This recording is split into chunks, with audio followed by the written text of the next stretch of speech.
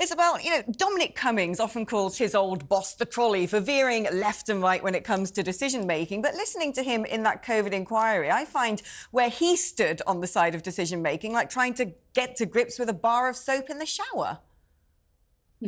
Well, it's funny you should say that, because I've literally listened 3 or 4 times to a critical element of Dominic Cummings's evidence in relation to what was going on in March 2020. People will remember this was a key period just before the very first historic national lockdown was announced. And I take a special interest in it because of the many hundreds of thousands of WhatsApp messages that I've looked at privately, these secret messages that were being exchanged. The whole of March 2020 was deleted by Matt Hancock, as far as I was concerned. I was never privy to that period. So I was fascinated to hear from Mr. Cummings in his evidence today what was going on during that period. But as you say, his evidence is pretty confused. And we've heard all day, in fact, the judge and the QC asking Mr. Cummings to slow down repeatedly, because he has a habit of talking very, very fast and going round in circles and sort of rather assuming too much knowledge on the part of the listener. What we've heard today has been quite extraordinary about the dysfunction at the heart of Number 10. It's been a classic performance by Dominic Cummings, very, very divisive figure. As everyone knows, he ended up being ousted. His performance, typical of him, in that almost everybody is described as idiots and morons. There's had to be repeated warnings about the inquiry, from the inquiry officials, about the possibility of rather colourful and offensive language, most of that in Mr. Cummings' own WhatsApp. So he's utterly damning, Mr. Cummings is, about his colleagues, both in the civil service and indeed in cabinet, who he describes as morons, and uses colourful language. Let's not go into what he also described them as. Stay where you are, Isabel. We're just going to listen to Dominic for a second as he continues his testimony at the COVID inquiry. Because if you are not going to control the virus, if you are not going to have test and trace, if you are just going to have single peak herd immunity by September, it actually makes the lack of a plan for shielding and care homes and everything else even more crackers. Do you see my point? Yes. And to be fair, you texted Mr. Hancock on the 23rd of January about the existence, the whereabouts of pandemic plans and preparations. I think you asked, to what extent have you investigated preparations for something terrible like Ebola or flu pandemic? And you were reassured that there were full plans up to and including pandemic levels, prepped and refreshed. It became obvious, and it's obvious from your statement, that you appreciated that there were no plans of the type that you've described.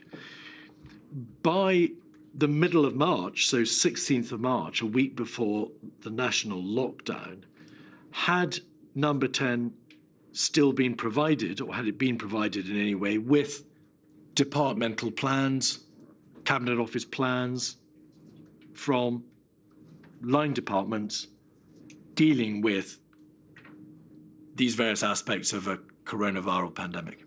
Essentially, no. There were all dribs and drabs came in. You can see from various evidence of texts and emails from me. After talking to Hancock, I pushed on some of these things through February. Imran did as well from private office. But we gradually became aware through the course of February that essentially what Hancock had told me on the 25th, sorry, correction, just on the date, by the way, the inquiry and I have wrongly changed the date from the 25th to the 23rd of that text message. So my statement is now wrong, but it should be 25th, but we'll correct that afterwards.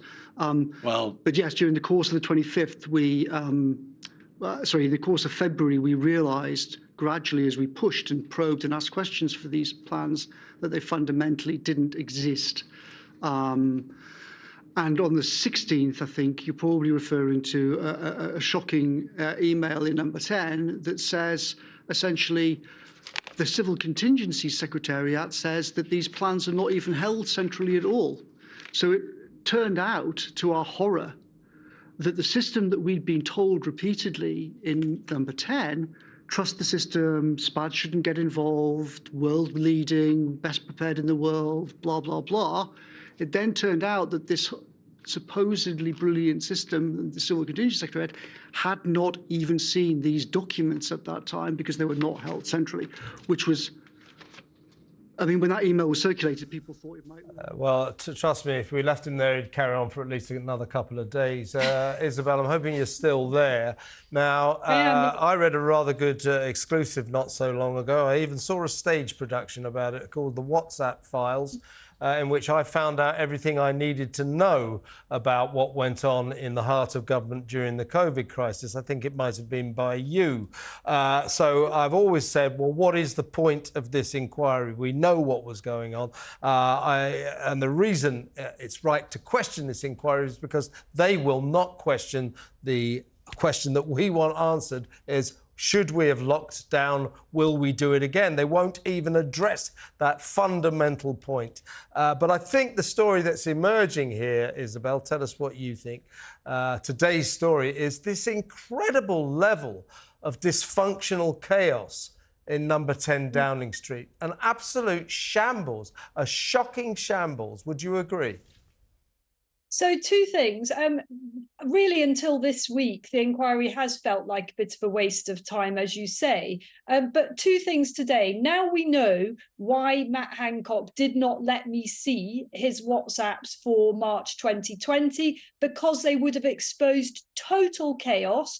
And I think what Cummings is saying, although one has to listen to it over and over a few times, is that actually he's claiming the Department of Health was recommending so-called herd immunity, i.e. not lockdown. And that, I think, Hancock will push back very strongly on that and give a very different version of events. The other thing that we've learned today is really important, which is just what the Prime Minister was up against, the then Prime Minister Boris Johnson, was up against as he tried to go in a different direction in autumn 2020. The Prime Minister at that point wanted to drop the national lockdown strategy. He was arguing that actually it was only very elderly people who were at mortal risk from this virus, and that there should be a new approach, which was being pushed by very eminent scientists at the time, people like Carl Hennigan and Sunetra Gupta.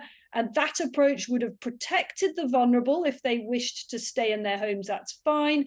And everybody else could have got on with it.